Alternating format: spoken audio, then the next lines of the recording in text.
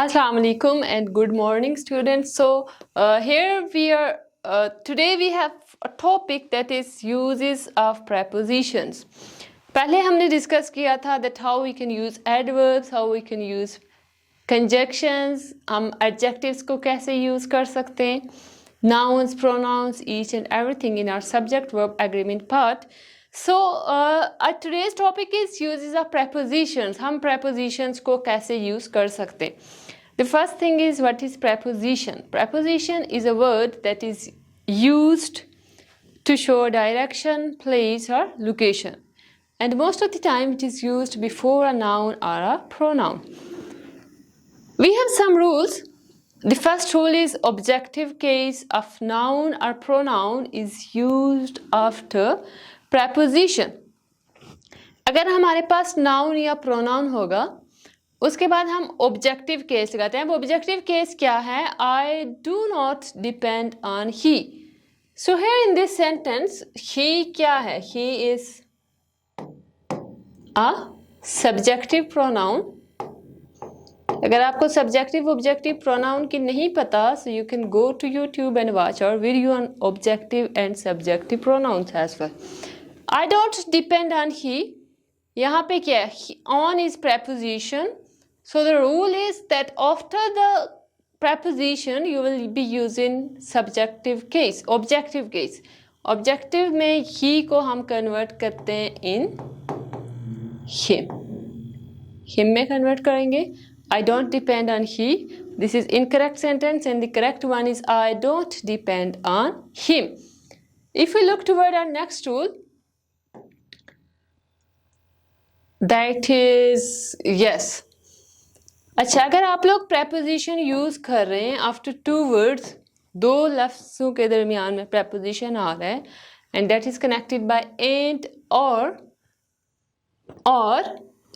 and या और से connected है, आपने हर word दोनों words के साथ preposition use करने होते हैं. जैसे यहाँ पे sentence है she is conscious and engaged in. अब आपने conscious के बाद भी यहाँ पे क्या करना है? preposition लगाना है. like she is conscious of and engaged in word. ये कुछ fixed rules हैं prepositions के जो आप लोगों ने याद करने कि अगर and या और आ रहा है, दो words को connect कर रहा है, ठीक है. जैसे and के बाद अगर preposition आ रहा है engaged in, तो आप जो पहले word होगा उसके बाद भी preposition लगाएंगे. conscious of. Okay. If a principal verb is used after, about, after, at, before, for, from, in, on, to, that verb must be in the ing form. अब principal verb क्या होता है? हमारे पास sentence है you prevented me from do it. prepositions के बाद, इन सब prepositions के बाद ये कौन से? first one is about, after, at, before, for, from, in, on, to, that. ये prepositions हैं.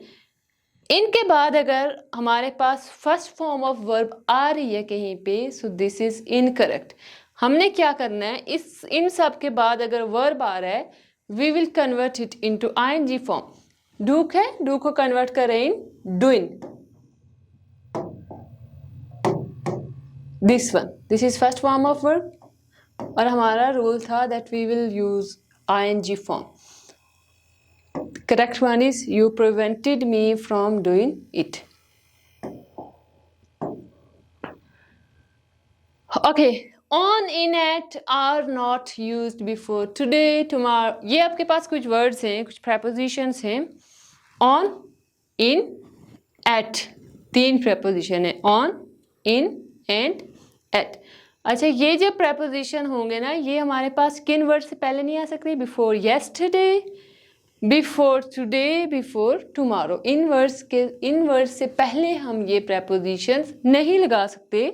like he will go there on tomorrow. tomorrow हम से पहले हम preposition ये नहीं लगाएंगे. this is incorrect one. the correct one is he will go there tomorrow. इसको हम correction कैसे करेंगे? that we will remove preposition before tomorrow. Next one is okay, एक वर्ड है आपके पास होम, घर, ठीक है। इस वर्ड से पहले हम प्रेपोजिशन नहीं लगाते। एक फ्रेज है that is at home. At home is a phrase. यहाँ पे किधर गया आपके पास? Yes, this one, at home. At home एक फ्रेज है, आपने उसको नहीं देखना। But most of the cases we don't use preposition before home.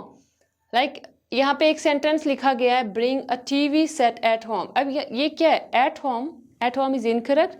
हम यहाँ से इस एट को रिमूव कर देंगे, ठीक है।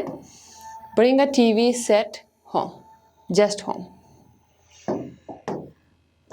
The next rule is we directly use the object and no preposition is used after the verb. अच्छा, अब आपके पास वर्ड्स हैं, जैसे हम कहते हैं कि कुछ रूल है ग्रामर का, that is subject verb agreement, subject verb object.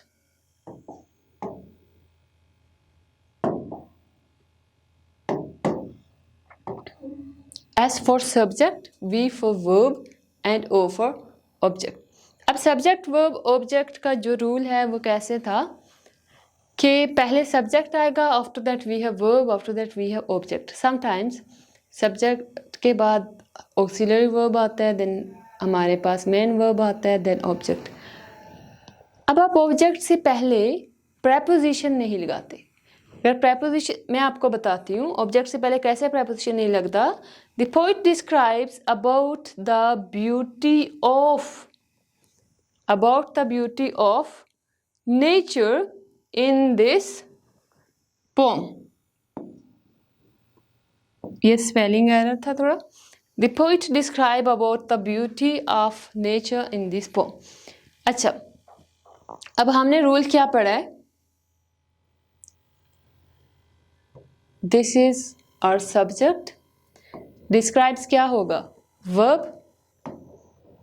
Describes के बाद verb है अगर, this is ऑब्जेक्ट। ऑब्जेक्ट से पहले हमने प्रेपोजिशन ये नहीं लगाना था, इसको हम रिमूव करेंगे, ठीक है। अबाउट द ब्यूटी नहीं होगा, the poet describes the beauty of nature, ठीक है। ऑफ नेचर अब एक सेंस दे रहा है, ठीक है, नेचर के बारे में बता रहा है, लेकिन ब्यूटी से पहले तो नहीं लगना चाहिए ना। Beauty is an object. Object क्या होता है? Object is a noun or pronoun which receives an action, जिस पे कोई एक्शन परफॉर्म किया जाता है। So here we will remove the about. About को हम लोग रिमूव कर देंगे।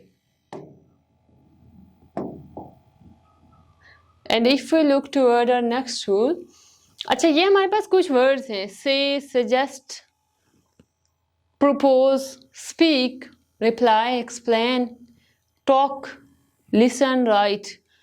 ये जो prepositions हैं is followed by two preposition if there is a person in the form of object. अब अगर आपके पास ऑब्जेक्ट कोई पर्सन हो, पर्सन का नाम अगर नहीं भी है, पर्सन क्या होता है ऑब्वियसली आपको प्रोनाउन से भी समझ आ जाएगी। He didn't reply me, he is our subject, did not is helping verb, reply is verb, main verb, me is our object. So ये me क्या है? मुझे। अब मैं क्या हूँ? I am a human being.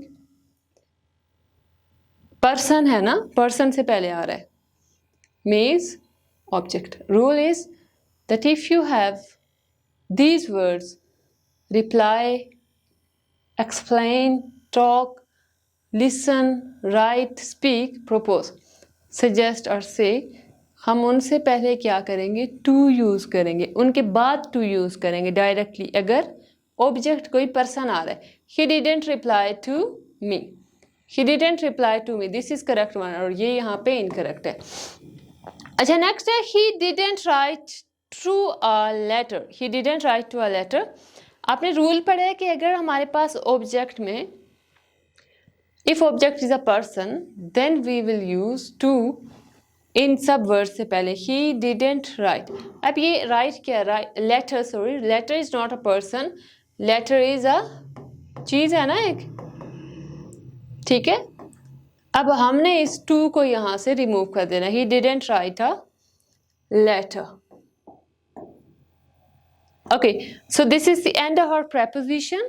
जो रूल्स थे हमारे प्रेपोजिशन के जितने भी, वो आज एंड हो गए। We have completed all the rules about adverbs, prepositions. उसके बाद हमने कंजक्शंस किए। If you want to see those videos, you can go to our YouTube channel, that is Ishal English House. And now onward we will start our tenses, active, passive, and then fixed prepositions. There are certain prepositions, कुछ rules होते हैं जो कि fixed होते हैं कि इन word से पहले ये लगेगा, इनसे पहले ये लगेगा। So मिलते हैं इंशाल्लाह नेक्स्ट वीडियो लेक्चर में। Thank you so much. अल्लाह हाफिज़।